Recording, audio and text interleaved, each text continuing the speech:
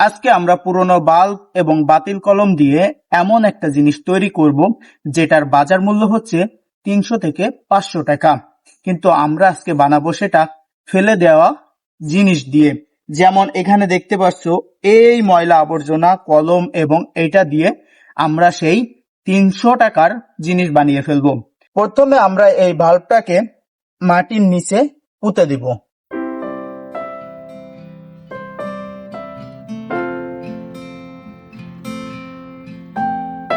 আমাদের প্রথম কাজটা কমপ্লিট হয়ে গেল।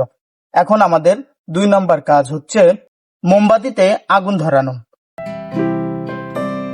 কলমে আগুন ধরানো। ঠিক আছে, কলমে আগুন ধরানোর কাজটা হয়ে গেল। এখন বাকি কাজ হচ্ছে এইভাবে 1-2 ফোঁটা করে করে এর ভিতরে ফেলতে হবে।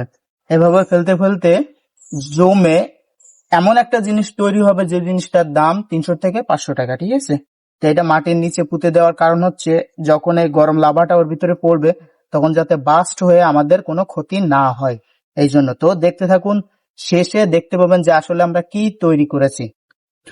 অলমোস্ট আমাদের সব কাজ শেষ, শুধু এখন এই কাজটা ভাঙতে হবে। ভেঙে এর ভিতর থেকে যে জিনিসটা আসবে সেটা এত সুন্দর দেখতে, আর এটার দাম 300 থেকে 500 টাকা হবেই হবে। আপনারা দেখলেই অবাক হয়ে যাবেন যে কত সুন্দর একটা জিনিস বানাইছি।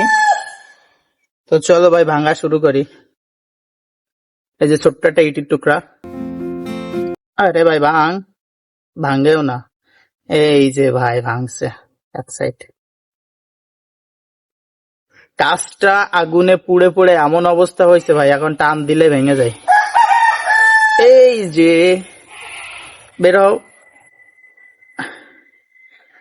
ভাই ভেঙে যায়, তাও বেরোয় না। এই যে দেখো ভাই, জিনিসটা এত সুন্দর।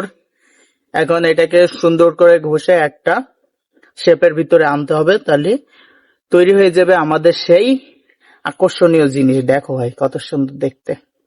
তো এটাকে আমরা পুরোপুরি কমপ্লিট করে আপনাদেরকে দেখাবো।